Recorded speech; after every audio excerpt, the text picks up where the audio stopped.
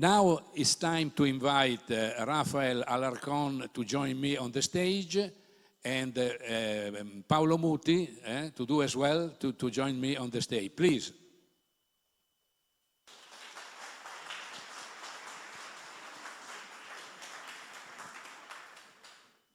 Only 2 words to introduce them to you, to the audience. Paolo Muti is the head of the international department of the Italian Banking Association in Brussels, and I'm very pleased to thank him to be here with us. Rafael is very simple. In Leaseurope, when you say leasing, you can say leasing or Rafael. It's the same word. It's the same word. And I'd like also to thank you for your presence today. I want to start with Rafael.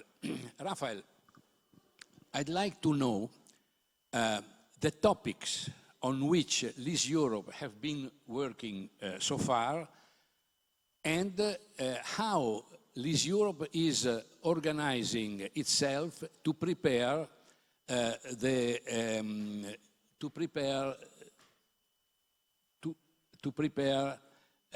interactions with EBA. So the topics on which you have worked, you intend to work in the near future, and only 2 words. But leasing is practiced in the utmost part of the European countries. And this is a real strong point for leasing. But its weak point is that each country is different from another. How do you succeed in getting to a synthesis, to be able to combine so different interests? Thank you. Thank you, Carlo, for inviting me. It's a pleasure to be here. So maybe I will just say a few words on the whole Leaseurope activities. So Leaseurope is it's the lobby organization, the European lobby organization, and Asilea is one of our members. And we have 5 main pillars, which is mobility, legal affairs, accounting, prudential and capital markets, and recently we created also the sustainability division as well. So in mobility, the 2 main points are the access to in-vehicle data. So basically we are trying to secure that the source can access the data generated by the cars. And we are waiting for a proposal from the Commission that for the moment is on hold. But we are hoping that that soon will come, and this will provide the source to the access to this data. The second most important one for mobility is the greening of corporate fleets, which yesterday was discussed as well. Basically, there are some countries that are pushing, together with some NGOs, to put some quotas for the fleets of leasing. And obviously, this is very complicated for our companies to comply. So we are trying to stop this type of initiatives because even though we are very supportive of the green transition and the electric vehicles, there is a lot of technicalities that are still needs to be fixed before we can move into quotas. Then regarding the legal issues, one very important topic is the access to EU funding for the leasing companies. So in some member states, we're experiencing that sometimes it's difficult to get the grants because of the regulation, the way it's drafted from Europe. Then there is some problems sometimes with interpretation. So we are engaging with the Commission to try to harmonize the definitions of leasing so that all our leasing companies in all the member states will be able to access any grant that is coming from Europe. We are following also the Artificial Intelligence Data Act, which basically covers how you use artificial intelligence for credit scoring. So this is affecting also leasing companies, so we are investigating how is going to be the impact of this.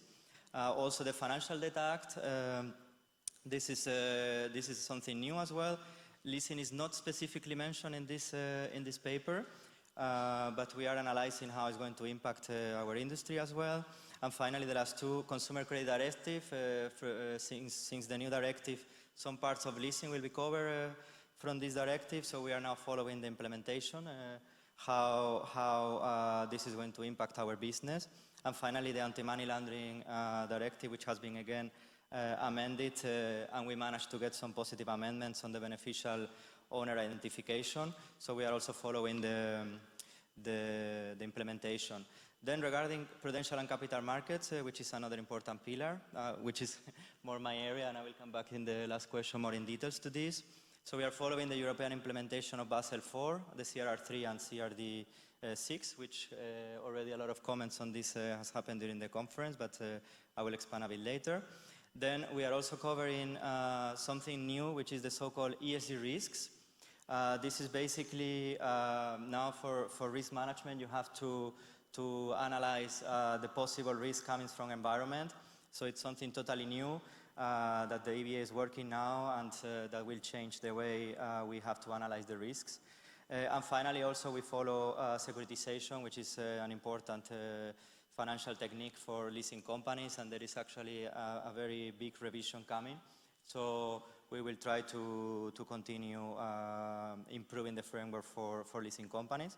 Finally, a few words on accounting and taxation. So we keep following IFRS 16. As you know, for the moment only applies to the big corporations, but now we are in touch with the European Financial Advisory Group and the ESB to ensure that these rules are not extended to small companies, because we fear that the burden of this will be very strong. So we are trying to continue that these type of companies are out of the scope.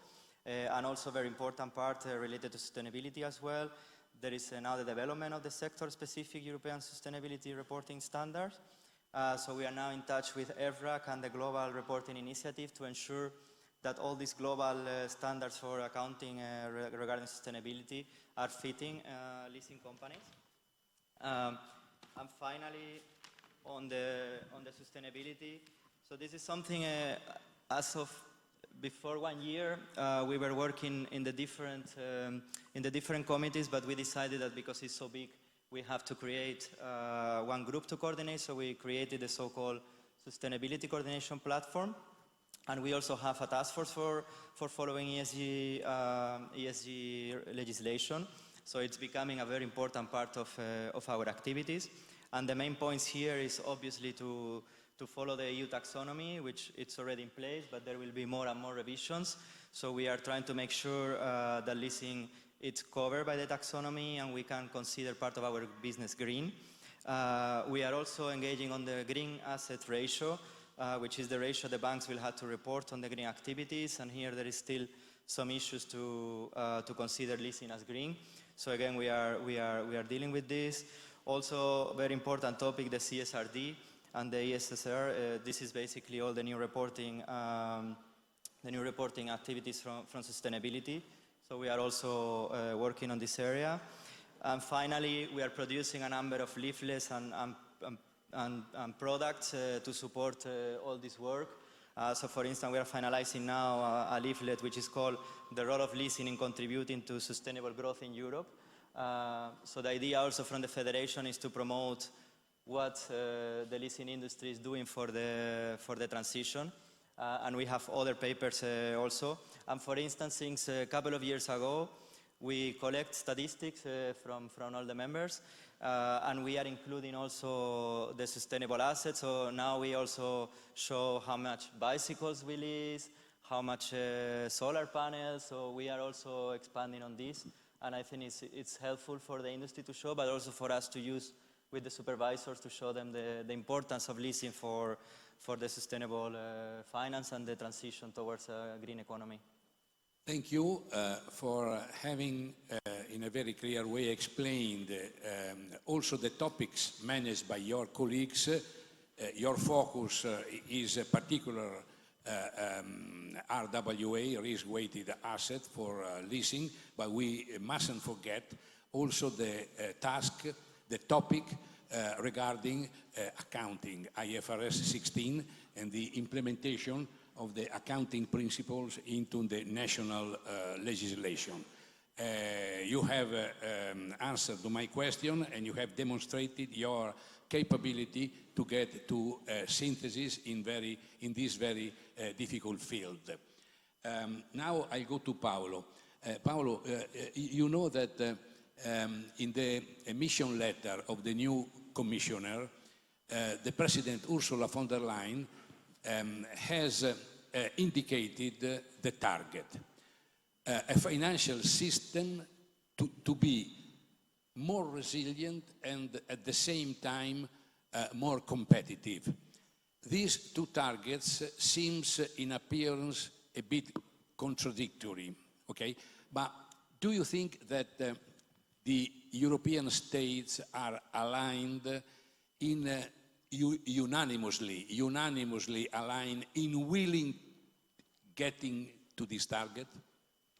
So, Carlo, first of all, let me thank you for the invitation, the kind words used for introducing the Italian Banking Association. So, thank you very much.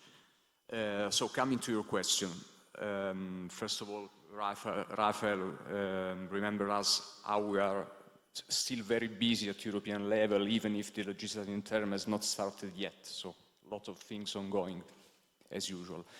Competitiveness. Following what former Minister Tremonti said, there are several layers of reasoning on competitiveness. So you catch the potential contradiction, which is very clear in my opinion. So it's a matter of striking the right balance between the two inputs. Just to sum up, we have, let's say, the academia, which is pushing a lot on competitiveness, and Madame Tinay, you remember us how there is an issue of competitiveness from European Union vis-à-vis the United States. So we have to also need to have a look to the presidential election in the US, and probably the outcome could change also European attitude on this topic. I think the European Parliament is engaged. I think also Madame Tinagli is witnessing that, of course, they are keeping an eye on this issue. Regarding member states, of course, it's crucial. Unanimous positioning by member states is very difficult. So the European history and how fiscal rules are dealt at European level, so it's, of course, it's very difficult, we know, to reach an agreement on some topics. So it depends. For example, taking into account the recent history, we see, in principle, for example, a huge effort on market infrastructure to avoid fragmentation, but at the end we see member states at the end asking for opt-in or opt-out clause, depending on the convenience of the moment. So I'm a bit skeptical on this, but I would like to underline a big window of opportunity for leasing, because yesterday I had the chance to read the written answer to the question made by the MEPs to the Commissioner designate Albuquerque, who will be in charge of financial services, and Dombrovskis, who will be in charge of economic issues and efficiency of legislation. And they wrote two very interesting things. The first one is that Albuquerque will be very engaged with stakeholders to understand what are the needs of the economic sector.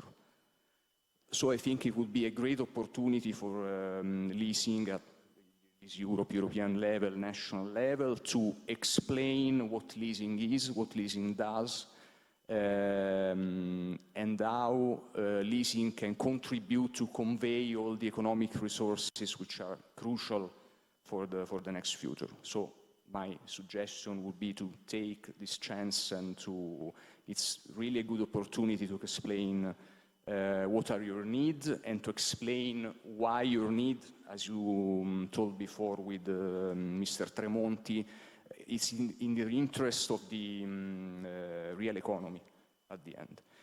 The other thing mentioned by Dombrovskis is the importance of a proportionate regulatory framework. So in this field, what you have to explain is that leasing has its specificities, And these specificities must take into account when European authorities draft legislative acts. So this is a key message from me. Many thanks.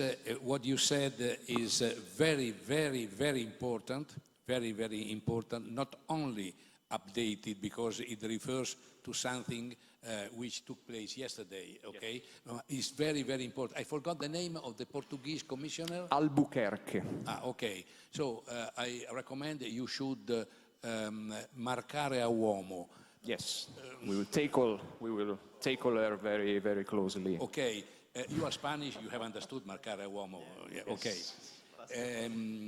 Okay. Back to Rafael. Rafael, in a very direct way, in 2 words, how does Leaseurope wants to approach EBA in the future journey regarding the exploitation of the mandates? How do you intend to use the partnerships of Leaseurope? Should I say maybe a few words about what we achieved first?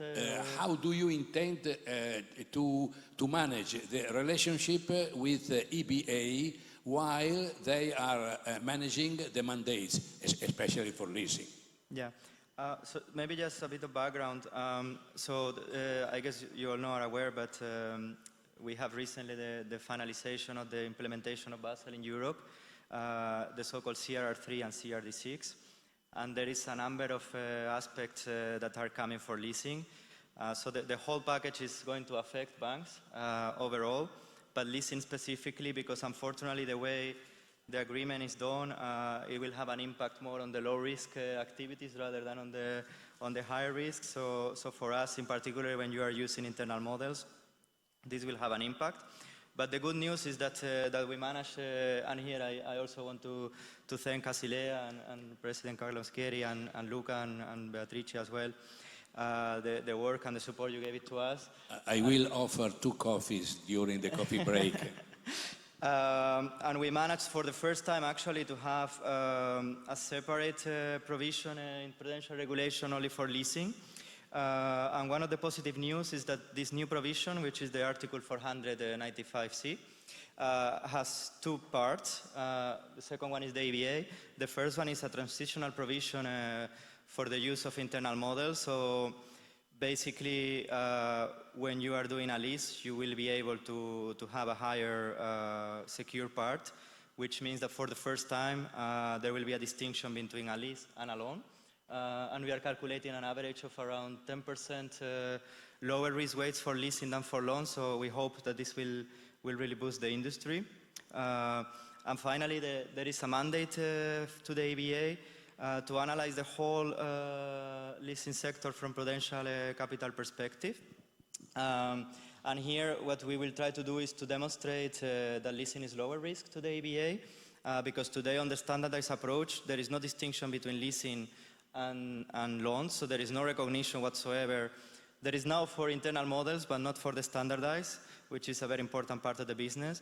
There is no recognition, so what we will try to do is to engage with the EBA and to get a proper risk calibration for leasing. So how we are intending to do this? So we already starting to exchange some emails with them. We will have our first big meeting with them. Actually, I think it's next week or in 2 weeks. So unfortunately, we are a bit earlier here. So the Italian saying. You are a bit earlier here. So if it could have been after that, I would have said more things. But the idea, basically, they started already to work on the methodology. So they will exchange with us to see how this can work. We will see. We plan to engage with them, to help them as much as we can. And also, and I take the opportunity because we have a lot of companies here, we will require a lot of data from the industry. So I will be coordinating this from Leaseurope together with the national associations. But once we have more clarity with the ABA, and I'm expecting we will have very close contacts with them and very regular, we will come back to you to ask for data because, as it was mentioned already before yesterday, data, it's very important to demonstrate what we are always saying, that leasing is lower risk. So hopefully this report will show what we think, which is that leasing is lower risk. And then the EBA will have to propose to the Commission some regulatory amendments for the CRR, for a distinction for leasing, so we will see how it will look. And then this will go again to the legislative process, so we will need to engage with the Commission, with the Parliament, with the MEPs as well, and obviously with the help of the members as well, such as Silea. Many so thanks. Still a long process. Many thanks. Data and data in Europe to get to our target. And you can say that you have learned yesterday an Italian saying when I said dire a nuora affinché suocera intenda. Ma nuora was linked Dottor Toriero, but Luca want to refer to the person seated here yesterday. Okay. Thanks. Paolo, you represent ABI. Any further pieces of advice how to manage and approach EBA? I have to repeat data after Tinaglia, after Rafael, who is showing that he knows very well what to do. But besides this, my advice is to go as much as possible to meet EBA directly, and especially to explain how, considering that the leasing is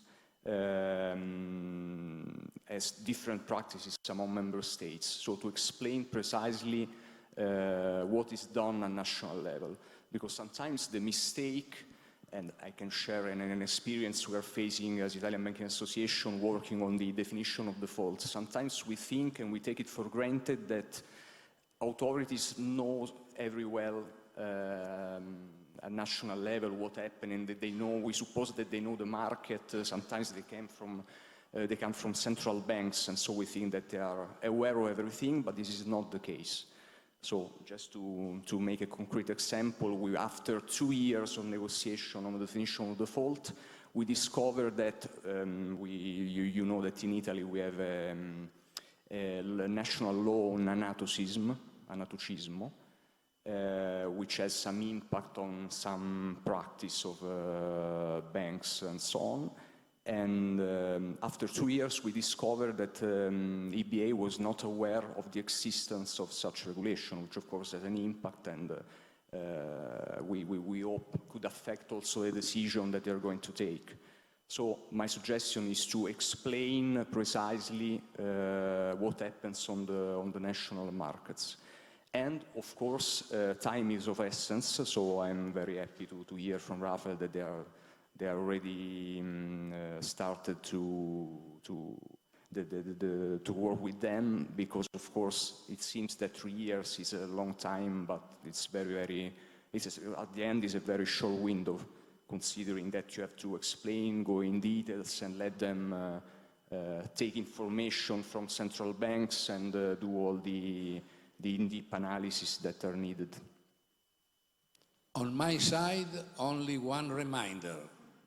We must accept the invitation by Onorevole Tinagli when she said we must stay close, united, and very well each other informed. We must cooperate, and on Asilea side, Leaseurope ABI and Leaseurope can count on our full cooperation to accept the invitation by Onorevole Tinagli. Definitely, yes. Okay, so we have finished our round table. I'd like to thank again for the opportunity, Carlo. To thank you very, very much for your contribution, very pragmatic contribution. Thanks. Thank you. Thank you.